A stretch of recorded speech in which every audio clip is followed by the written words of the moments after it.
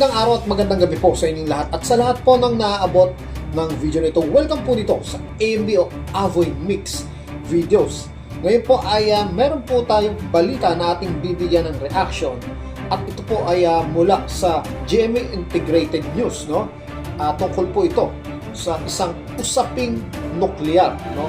At kung ano yon, ito po yung video, panoorin po natin. Target ng gobyerno, nasa 2032, may nuclear power plant na ang Pilipinas. Pero may mga hamon pa rin gaya ng kung saan ito ipatatayo at kung saan itatapon ang nuclear waste. Saksi si Mab Gonzales. Sa pagdinig ng Senate Committee on Science and Technology, sinabi ni DOST Philippine Nuclear Research Institute Director Dr. Carlo Arcilla na sa 2032 posibleng mag-operate ang kauna-unahang nuclear power plant sa Pilipinas. Pero problema raw ngayon na... So, sa 2032, no, usapin ito sa nuclear power plant, no? Kasi alam naman natin na ang isang nuclear substance ay napakadelikado. Ito po ay ginagamit na gatong, no, para sa isang steam, no, o initin yung isang bagay na magpapatakbo doon sa turbines, no, sa larangan ito ng electrical at saka mechanical, ano. Ngayon, ang gatong nga nito ay ang nuclear. So, merong itong tinatawag na waste, no? At kailangan itong waste na to ay maayos na itatapon at very segregate dahil radioactive material po ito, no? Ang radioactive material na pag hinawakan mo yan, talagang magkakasakit ka, babaligtad yung iyong magkakaroong sugat-sugat at magdudulot ito ng cancer sa iyong katawan. Yun po, kaya napakadelikado po ang nuclear. Matatanda itong nuclear power plant natin na hindi na nabuksan ay panahon pa ho ni Marcos, no? At may issue nga ho dyan at political issue daw po yun. At isa pang sinasabi nila, ayaw ng local resident doon, no? Pangalawa, napakalapit po sa bulkan. Marami pong bulkan po doon sa area na yan, ano? Isa na yung Maribeles, yung Mount Maribeles, yun po ay dormant volcano po. Sige, tuloy po natin. Araw ngayon na mapapayag ang mga taong magtayo nito sa lugar nila. Ayon kay Arcilla, kung gusto natin ng mabilis na mapapatakbong nuclear power plant, pwedeng lisensyahan at i-activate ang Bataan Nuclear Power Plant. Kasabay raw nito itinayo ang 3 pang nuclear power plant sa Slovenia, Brazil at South Korea. At 40 taon ang tumatakbo ang tatlong yon. Pero political daw ang problema kaya hindi mapatakbo ang BNPP. Sa ngayon, ang kadalasang problema raw ay tinututulan ito ng LGU. Sabi ni Arcilla, dapat magkaroon ng kasiguruhan na kung may maaprubahan ay protektado ito sa pabago-bagong isip ng mga nakaupong politiko. 80 taon daw kasi ang lifespan ng isang nuclear power plant. A nuclear power plant is designed to last for 80 years. And in 80 years, how many changes in local governments can happen? Pumasok yung bagong mayor, ayaw ko na yan, o wala ng lisensya, paano yung? Ayon kay Department of Energy Director... Yun po problema sa atin, no? Hindi tayo nagsusuportahan tayong mga Pilipino, no? At napakalaking pera po ang nasasayang dahil sa pabago-bagong prinsipyo, no? Yun yung pride ng mga nakaupong leader doon sa local government, no? Merong may ayaw, merong may gusto. Dapat nagkakaisa po tayo diyan. Dahil malaking pera po yung involved dito, no?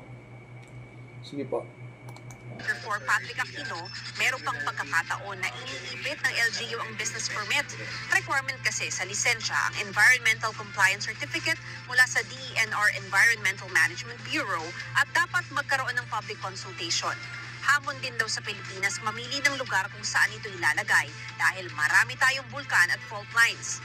You cannot build a nuclear plant close to an active volcano, which means di ka talaga pwede magpagawa ng nuclear plant sa Batangas kasi because of the doon din sa Albay because of Mayon. Yung pa lang, di ka makakapag first base. And second, you cannot be on top of an active fault. Kaya maganda yung Palawan kasi wala doon ng vulkan, walang fault.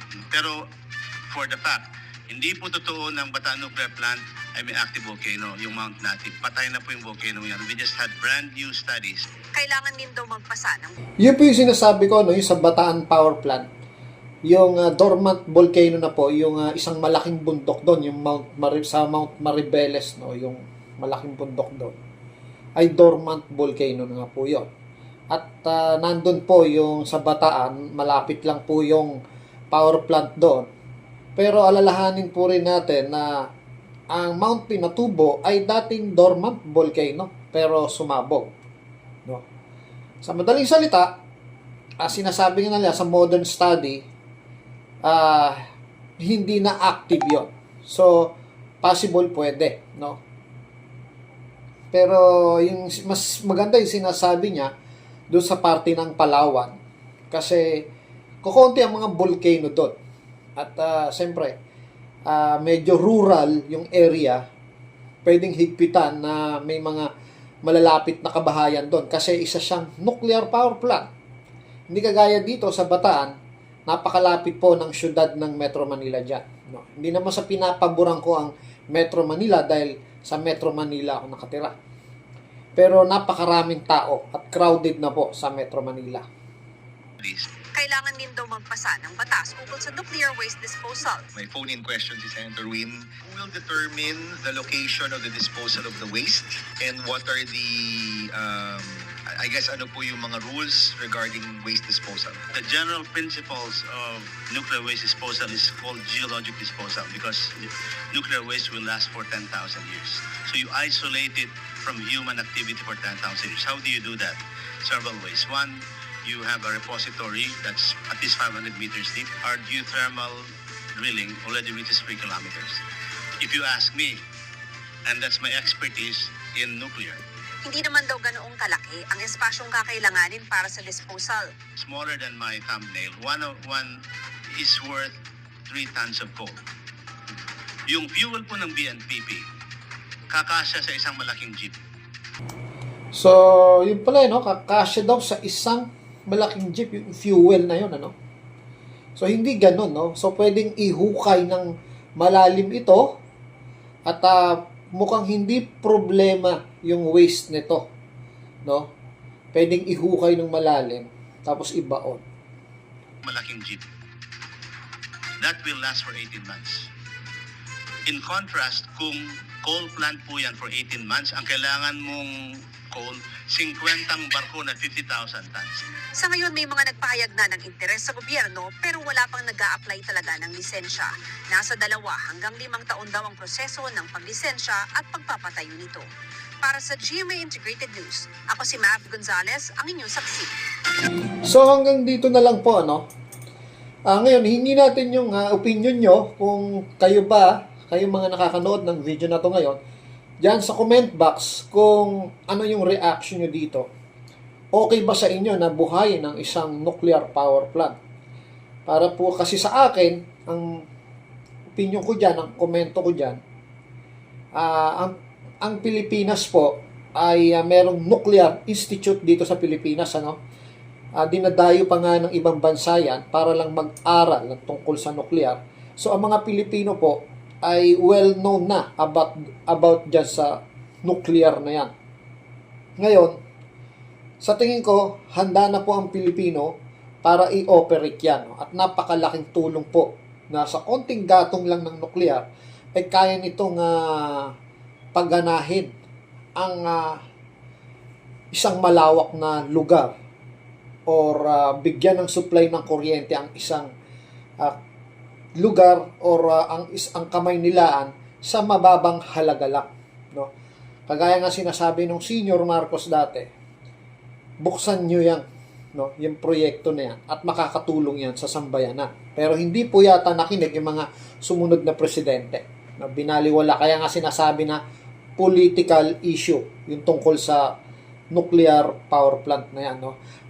For example po nito, isa sa mga gumagamit ng nuclear na barko ay yung mga aircraft carrier, no? Hindi naman lahat pero mostly sa mga aircraft carrier at malalaking warship ng Amerika ay operated yan ng nuclear, no? Na nagpapatakbo po dyan ang planta sa loob ng barko niyan o yung nag-generate ay nuclear powered po yan.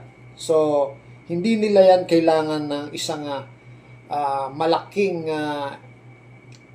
krudo o maraming krudo para patakbuhin yan pabalik ng bansa nila at umikot sa buong mundo or ikutin ng mundo kasi nuclear powered po yung ilan sa mga aircraft carrier ng Amerika. So ganun po katipid, no, ang nuclear na yan para mag-generate ng isang power na magsusupply ng kuryente sa buong Kamaynilaan o hindi lang sa Karatig o buong Luzon. Depende kung ilang planta pa ang pwede nilang gawin. Kasi sa alam ko, isa pa lang ang meron yan sa Pilipinas at hindi nga na-operate. Yan po ay well-maintained, no? Well-maintained po yan. At dapat ang may-ari po niyan ay dapat hindi yan pribado, no? Dapat maging pag-aari ito ng gobyerno at dapat mas mahigpit yung policy ang gagawin regarding sa safety procedure dahil lalahanin natin, konting pagkakamali po, nuclear yan, no? At may radiation yan, marami ho ang mapapahamak, no? Siguro, kung magkakaroon po tayo niyan sa 2030 po, susunod na po ay yung magkakaroon na rin tayo ng nuclear weapon, no? Yun ay kung papayagan tayo ng US na makagawa ng sarili nating nuclear weapon. Posible po kasi yan. So hanggang dito na lang po at maraming salamat po sa panonood dito sa aking channel sa Avoy Mix Videos. Ulitin ko po, comment lang po kayo dyan kung ano ang inyong salobin sa comment box. Hanggang sa muli po.